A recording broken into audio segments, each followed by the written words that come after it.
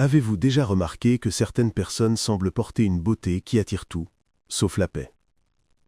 Derrière un visage harmonieux, une silhouette captivante, se cache parfois un cœur fatigué. Fatigué d'être vu, mais rarement compris. On observe, on admire, on envie parfois, mais combien parmi nous prennent le temps de chercher l'écho silencieux derrière le miroir? Combien osent écouter la symphonie intérieure qui contraste avec l'apparence extérieure?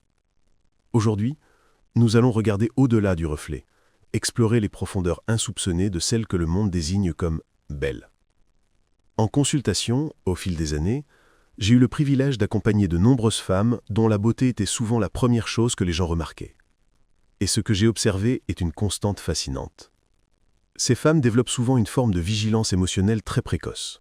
Elles apprennent, parfois inconsciemment, que leur apparence ouvre des portes, génère des compliments, de l'admiration, mais rarement une connexion authentique et profonde. L'attention est constante, mais elle est souvent superficielle.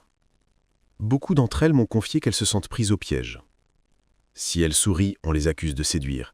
Si elles sont discrètes, on les croit hautaines. Si elles réussissent, on pense qu'elles ont profité de leur charme. Peu de gens leur demandent « Comment vas-tu, vraiment ?» Un jour, une patiente m'a dit « J'aimerais que quelqu'un me regarde comme si je n'étais pas belle. » Cette phrase, je ne l'ai jamais oubliée, parce qu'elle résume une douleur silencieuse, celle d'être vue, mais jamais perçue. C'est une lutte constante pour affirmer leur identité propre, distincte de leur enveloppe physique. Certaines développent une grande indépendance, par nécessité. Elles apprennent à se suffire à elles-mêmes, car compter sur les autres pour une reconnaissance au-delà du physique peut être une source de déception récurrente. D'autres peuvent tomber dans des schémas où elles recherchent désespérément une validation émotionnelle authentique, mais se retrouvent noyées sous une avalanche de compliments qui sonnent creux. C'est une contradiction qui peut être épuisante, être constamment en demande de profondeur dans un monde qui s'arrête à la surface. D'un point de vue psychologique, ce phénomène est profondément lié à ce que l'on appelle l'effet de halo. C'est un biais cognitif où notre impression générale sur une personne influence ses jugements sur ses traits spécifiques. Notre cerveau associe la beauté physique à d'autres qualités positives. Intelligence, gentillesse, compétence. C'est une sorte de heuristique mentale, un raccourci. Mais pour celles qui incarnent cet idéal, cette projection crée une pression invisible. Elles peuvent ressentir le besoin constant de prouver qu'elles possèdent réellement ces qualités supposées au-delà de leur apparence. La peur d'être démasquées comme n'étant pas aussi parfaites qu'elles en ont l'air peut engendrer de l'anxiété. Certaines études ont même montré que les femmes très belles peuvent souffrir d'un syndrome de l'imposteur inversé.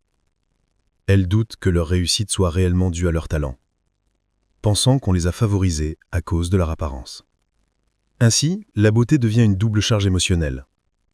Un privilège visible, mais une insécurité invisible. Et la société, parfois étonnée, peut se demander comment une femme comme elle peut être avec un homme comme lui, sans comprendre qu'elle a simplement choisi la paix plutôt que le paraître. Leur beauté attire les regards, mais leur âme, elle, cherche un refuge. Et souvent, ce refuge, elle ne le trouve que loin des projecteurs, dans des espaces où le regard extérieur ne porte plus autant. Après des années d'écoute attentive, de partage dans la confiance, j'ai compris une chose profonde. La beauté ne protège pas de la solitude. Elle l'habille simplement d'une autre couleur, parfois plus déchirante. J'ai vu des femmes magnifiques se sentir déconnectées, comme si une vitre les séparait du reste du monde. Les conversations sincères, où l'on se sent vu pour ce que l'on est, pas pour ce que l'on paraît, deviennent alors d'une valeur inestimable. J'ai appris que derrière chaque sourire parfait, il y a une histoire, des combats, des moments de doute. La vraie lumière ne vient pas de l'éclat extérieur, mais de la flamme intérieure qui refuse de s'éteindre face à l'adversité. C'est la vulnérabilité assumée, le courage d'être imparfait dans un monde qui idolâtre la perfection apparente.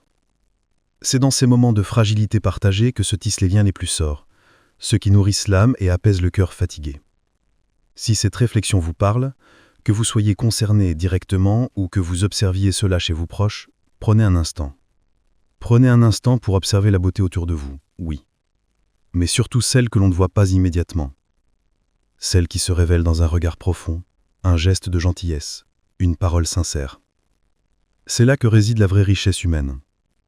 Nous avons exploré aujourd'hui les subtilités psychologiques derrière l'apparence. Si vous aimez plonger avec moi dans ces explorations silencieuses de l'âme humaine, si vous souhaitez continuer ce chemin intérieur et découvrir d'autres facettes de la psychologie qui nous façonne, je vous invite à vous abonner.